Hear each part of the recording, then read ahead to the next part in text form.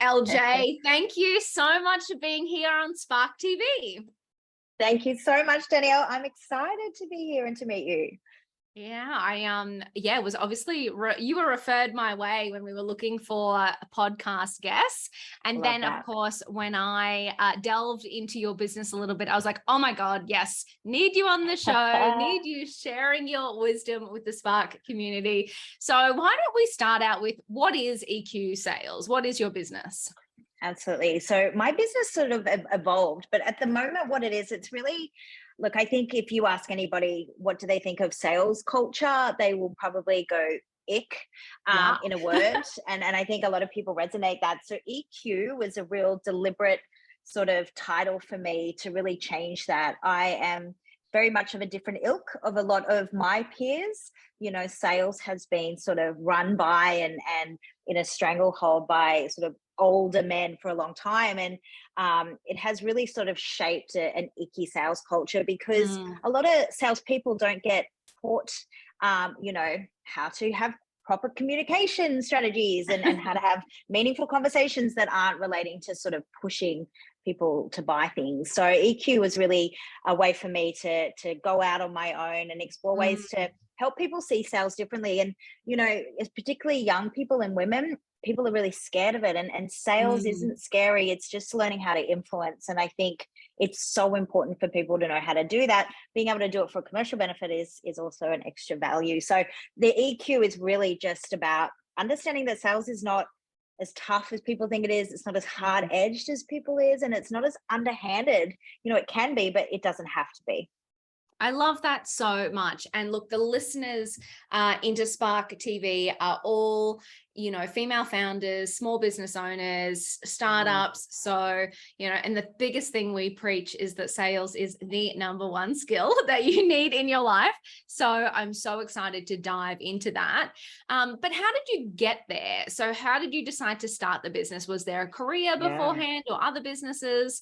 What's the story? Yeah. There was a big career. It sort of shifted a lot. I started in working in advertising agencies, and I love the art of advertising, which is kind of, you know, when you think about the purpose of advertising, it is to sell things. So I worked in agencies learning the science and the behavioral science of that, and understanding, you know, bias and communication, storytelling, and all those wonderful things that help advertisers get people aligned to their brand and ultimately purchase their products. And then I moved into more marketing roles and PR roles, and I kind of fell into sales like a lot of people. I sort of tapped on the shoulder and suddenly I was like, oh, I'll give it a shot. And what I noticed was that where marketing taught me price psychology and messaging and storytelling and community engagement and whatnot, sales kind of put me in a seat and gave me a budget and said, go get it, with little else as a tool. So part of my learning and growing and sort of working up that leadership chain, I got to a point was like, you know what, there's just not enough here to help people, and I understand it a lot more than I did, and I'm going to go out and I'm going to equip people in the way that I was thought was really relevant and meaningful. And just about 2.5 years ago, I went and did that right before COVID, which actually worked in my favor, believe it or not. I was one of the lucky ones. Yes, let's talk about that. So starting a business right at the start of COVID, interesting timing, but I kind of, you know, I'm thinking because you were able to do it remotely, all of those things, people need sales in the time of pandemic. So how did it play out for you? Yeah, well, it was sort of a couple months before COVID. I was traveling, and then that obviously was cut short. And it really helped. So when I first started the business, I didn't really know too much the business model, but I knew that I used behavioral science and storytelling and sort of leadership and soft skills as a way to drive sales, as opposed to sort of hardline metrics and 100 calls a day. That was never my style and never will be. And I started by creating content, and I was, you know, very brave. I put my face out there and I started creating LinkedIn videos just so I could get cut through. And I was lucky in a way that everyone suddenly had really terrible production value. It wasn't just me. Everyone was filming in their bedrooms. And that was kind of what I meant by being easily equipped, because I was able to do it at a really low execution way and get away with it. And it did open it up straight away. I was able to pick up, you know, international clients because that was very quickly a mind shift in the industry that you don't need to be face to face. And I'm Yes. now shifting again to a more mass digital because it's by far more scalable. Yeah. And it's interesting as it evolves, right? So, obviously starting out in business, you have one idea of how everything will look, but you kind of are experimenting. I mean, it's All the almost time. like a sales process, right? You're finding what works, what stories connect, Yeah, what resonates. Same thing in absolutely. business. And the more I go into big organizations, the more I realize that I know more than I give myself credit for, Mm, and that no one really has it down. yeah. And it blows my mind. You get so at the start you're like, oh, I don't have the experience, or I don't have the time in the seat or in my own business. And the more you go out and do it, the more you realize how valuable you actually are if you Yes. meet more and more people, especially in big businesses. And I think that there's a real swing, particularly in sales, supporting Mm, small businesses, because this is an industry where not a lot of people love what they do. So yeah. passion really sells itself. If you can talk about what you do with passion, that's all sales is, because it's infectious, and that's Oh, worked in my favor many times now. that's so good. I love that because you're spot on. Like a lot of people hate it. And females, for some reason, especially, I think, like you said, I think every course I ever took around sales was delivered by an old white, probably American Yeah, guy.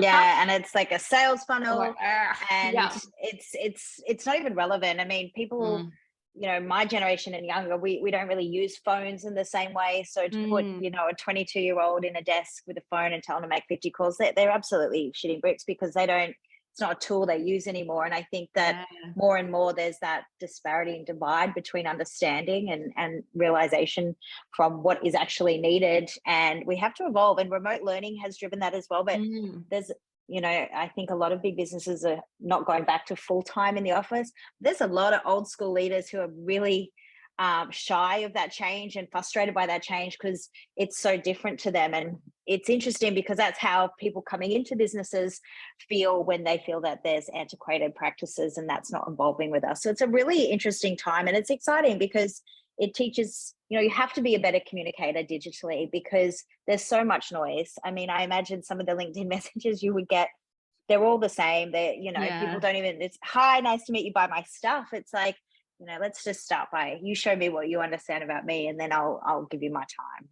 Exactly. And look, let's dive into that a little bit because, Mm. people listening in, if they're feeling a little bit like, yeah, I don't really want to sell my wares and Yeah, or I need, I believe in the problem I'm solving so much, but I don't really know how to start getting it out there. yeah, Like there are a yeah. few kind of like, low barrier to entry tips that feel good that small business owners Mm. might be able to get their head around. Absolutely. And you really nailed it. To sell is to solve. And if you can't frame the problem well enough, start there. You Mm, don't go, if you want to hang a picture on the wall, you don't go to buy a drill. You go to find a solution to putting a hole in the wall. They say mm, sell the hole, not the drill. So don't sell the problem, sell the mm, product. Don't sell the product, sell the problem, and people will mm, naturally come to you for that mm. product. And so you talk about LinkedIn. I know that's how we connected. Hmm. That is a huge, incredibly powerful networking tool. And that's what it's about. It's about networking. It's about Yeah. developing relationships in a digital space in order to be able to translate them to an offline environment. Mm, And, be smart with your profile. Talk about the why you do what you do. Talk about what it is that sparks passion in what you do, because mm, once you really double down on that, there will be someone that resonates it. In sales, we say, talk to everyone and sell to no one. Don't be afraid to be really specific about the mm, problem that you solve. So for me, it was, changing sales culture and, helping people feel comfortable with soft selling. mm, And that speaks to a lot of people, even though it feels really niche in the environment that I work in. And mm. then just be bold with it. I was very terrified. I still kept my first video. Someone said to me, as an entrepreneur, keep a benchmark of how far you've come, and reference it, Oh, because that's such a good idea. it feels like you're always sort of looking into this horizon with so far to go. Mm, So I kept my first video, and it was very shy. there's a bathroom towel hanging in the background.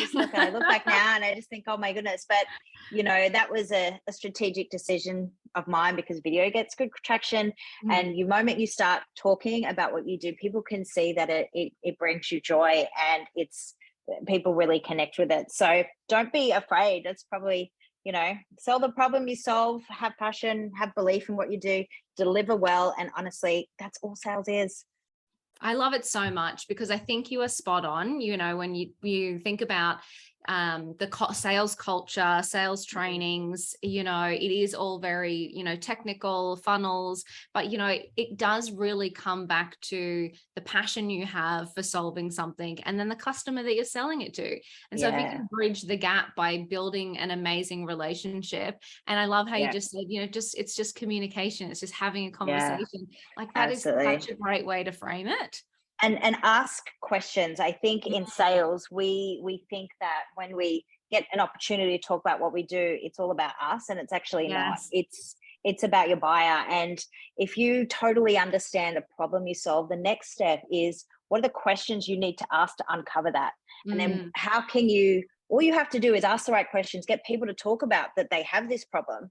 And then suddenly the conversation flows naturally about, well, I can actually help you with this. So, really sit there. If you're a small business owner, sit there and define the problem really succinctly, make it super simple, communicate it in a way that a 5-year-old can understand, because that's what you need to make progress. And then go, what are the questions that I can ask when I communicate with people or when I am creating LinkedIn content that get people thinking, I think this is a problem for me. Maybe you can help them understand the risk and drive some urgency. And then you can frame the importance and the value of whatever your solution is. And you'll find that once you ask the right questions, you're so behind your product that you naturally want to help, because that's what we do as small business owners. We want to, fix the world in some way. Yes, we want to change the world. Yes, that's it. So focus on questions. And whatever you do, it is far more beneficial for you to spend the first meeting with somebody asking questions and getting to know them. Even if you walk away and you feel like you didn't get a chance, it doesn't matter, because they're going to feel good because you listened. They're going to have dopamine hit their brain when you listen, so they already feel like there's affinity. And then when you follow up for another meeting, you've got some really, really valuable information to actually go and frame and align your solution to. And then the people are much more likely to meet you again, which is what you want. Whereas if you meet someone and you talk at them for 20 minutes, they walk away thinking, this person doesn't care, they don't understand, and they certainly, why would I do anything with them when they have no sort of interest in understanding me? Absolutely. I love that so much. It's so simple, but it is such an industry that people have such, really do get their back up around. But I just love how you have framed that. You literally talked through like an entire sales process, and none of it felt shit. None of it felt shit. It all felt amazing, Yeah. In my logo, I have an E and a Q, and the Q is a speech bubble, because to me, sales is just a series of successful conversations, and that's it. And it's not anything underhanded, and it's okay you don't have to sell. If it's not the right person, have an abundance mindset. There's plenty more people. You've just got to target better. You've got to find them better. You've got to ask better questions. And have more conversations. And have more conversations. And that's what it is. And, for me, when I first started, I didn't have a client for 6 months. I spent my time, really understanding my point of difference, finding ways to promote myself. And I actually called all my competitors. I had conversations with everyone. If you're an entrepreneur, you'll be very surprised at how open people are to meeting with you. You're not really competitors in the space, which I thought was quite interesting, because sales is really competitive. But the more people you speak to, the more likely people will go, I know someone who can help. So don't be shy of rinsing your network and having, setting up virtual coffees, not on the purpose to sell, but on the purpose to network and understand more. And you'll find that eventually that will turn into a referral, an introduction, or a sale. I love that so much, because it's interesting, even speaking to your competitors, you often find that you have different points of difference. So they won't be able to service everyone. You won't be able to service everyone. So there does, you kind of look at someone sometimes and go, oh, I better not talk to them because they kind of do what I do. But, the more open you are, the more you'll find those collaboration opportunities. Absolutely. And you miss 100% of the shots you don't take. You never know. Like Love that. I got one of my first paid speaking gigs from a competitor. Cool. To say, yeah, it's, I just can't recommend that enough. And it'll also give you a lot more confidence. The more, conversations you have about what you do, the more you hone your messaging and the more comfortable and confident you get in that as well. So, you know, Get out more there. means more. Yeah, absolutely. So talk to me, you just mentioned that you spent the first 6 months really developing your offering, really understanding your point of difference. Yeah. Talk to me about the process of going from employee to business owner. What did that feel like for you? What kind of things came up, skill gaps? What was that process like? There wasn't a process. I just jumped. I woke up Love one it. day and I thought, you know what, I don't want to be a part of this problem anymore. I'm going to be a part of the solution. I took time off. Yep. And I went traveling, and then I actually moved home with my mother. She's here sitting on the couch. So, there were things that I did to make that sacrifice. And it is a sacrifice, I think, for anyone to work for themselves. I think you have to be some sort of mad, but it wouldn't change it for the world. And then I built it as I go. I learned very quickly that I didn't know enough, and I pivoted so much. I'm still pivoting, now, and to be really open with that. And to learn as I go. The first time I paid a wage for staff, I got it wrong. I stuffed it up. It's okay. Yeah, it is. Yes. No one gives you a handbook, and that's fine. And don't expect to know anything, because there's nothing that you can really break that's that bad.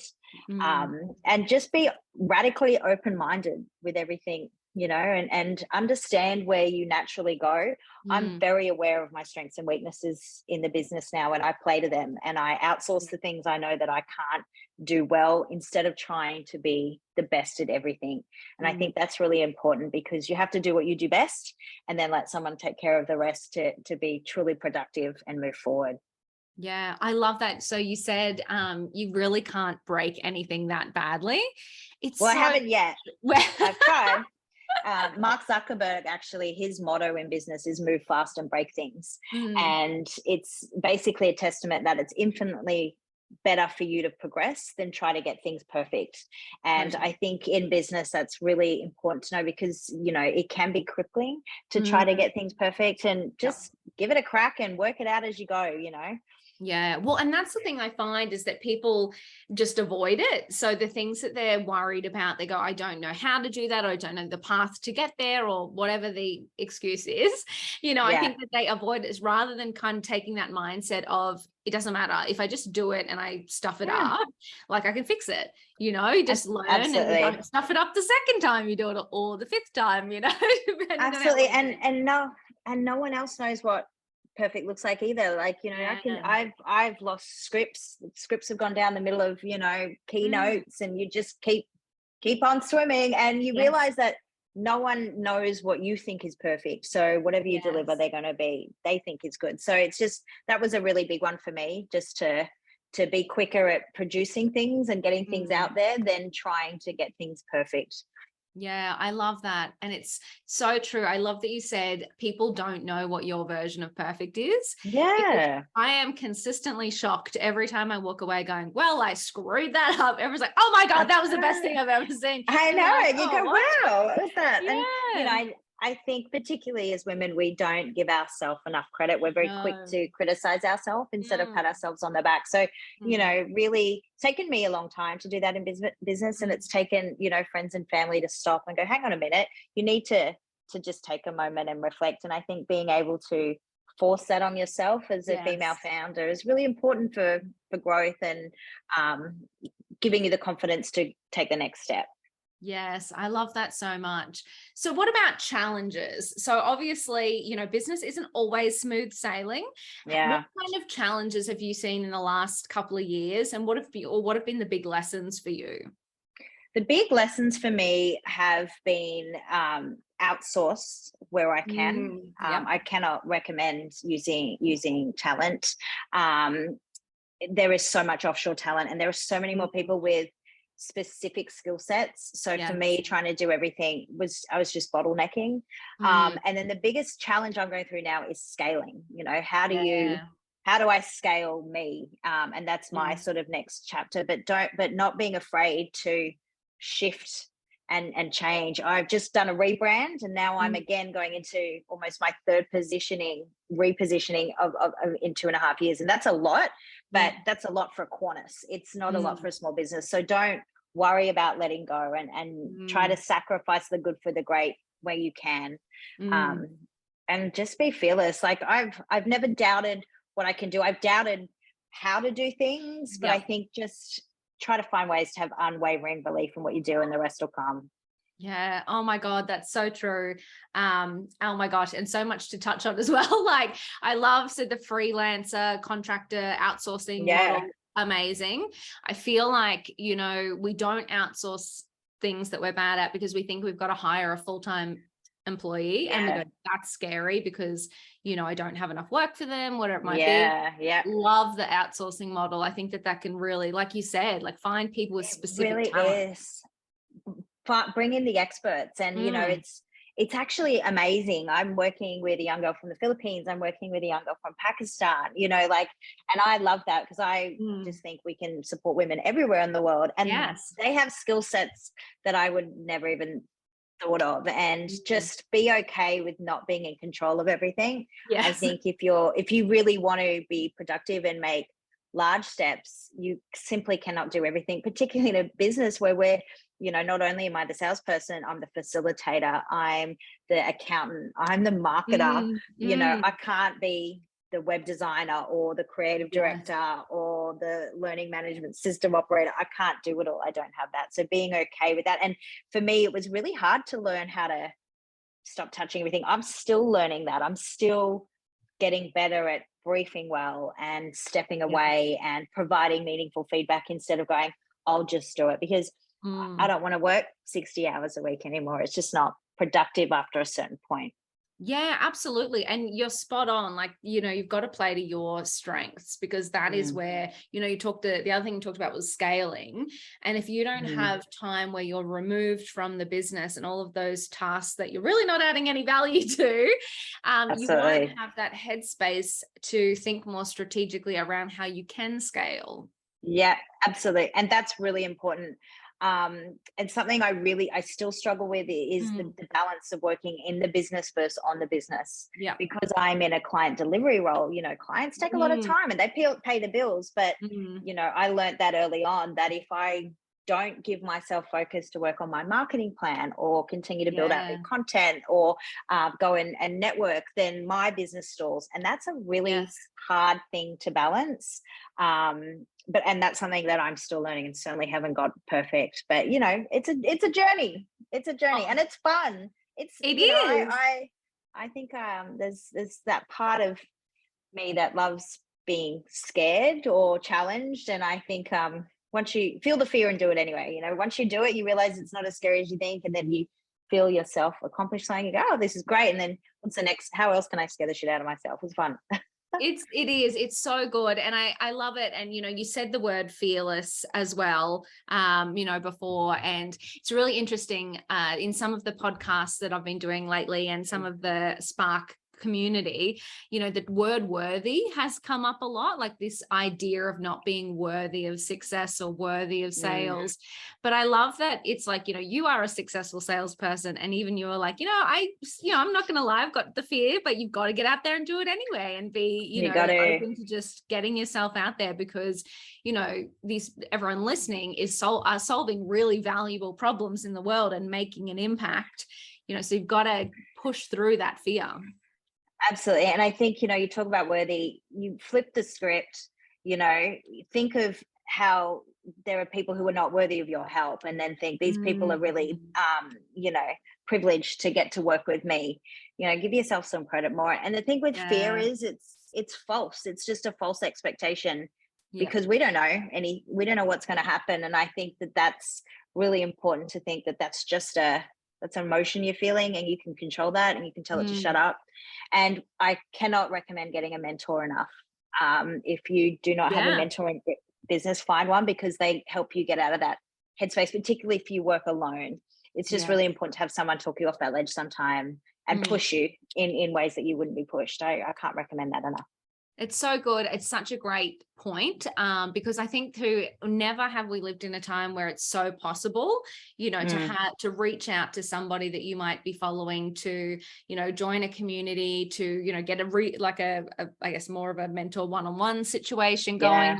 There's so many options to be supported now as business owners, especially for those who are, at home in the home office, chained to the desk a little bit and don't have the interaction.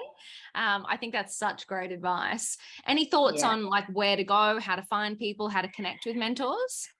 For me, it's always referrals and LinkedIn. If you follow and you resonate with someone, don't, people are more, it's called psychographics. People are more likely to connect with someone that shares their value than any kind of demographics. So talk to their value, read their profile, comment on something they've said and say, this really resonated with me. Can I have some of your time? And then you can ask. There's a lot of mentorship programs, but there are a lot of people who are willing to share advice. And if they're not, they might recommend someone or have virtual coffees with you regardless. So I think the power of connection and networking is really important. And be smart about how you do it too. You don't demand, you offer and you learn. And there's so many great people who are willing to help, I think, with females too. But just go about it the right way. Just, you have to demonstrate that you care, and then you got to be ready to be scared, because my mentor pushes me to make, and it's scary, but it does help a lot with that mentality push. So good. LJ, you are incredible. Let's leave the Spark community with one last piece of advice. So for those aspiring entrepreneurs who might not be ready, they might have the brilliant idea, or they just know they want to get out of their corporate job. What's advice for someone who might be holding themselves back from starting their business? Start before you're ready. I cannot tell you. I still don't feel like I'm ready. But I wish I'd started 10 years ago. That's all I can say. I wish I started doing what I was doing, and just start before you're ready. It's now or never. Pull off the safety straps. It is not as scary as you think. And it's a lot of fun, and you can always get another job. So, you really can. You can always get another job. But, I understand a lot of people can't jump there. But, I made it work by moving home at 37 years of age. And, that was a big lifestyle. I moved from Sydney. I now live in Brisbane, which I never would have thought. But if you want it enough, make it happen. I know that simplifies a lot of things, but no, but simple is best. Absolutely. Really I love it. You are incredible. Thank you so Thanks, much for Danielle. spending your time You're with the Spark welcome. community. We really appreciate it. Awesome. Thanks, Danielle.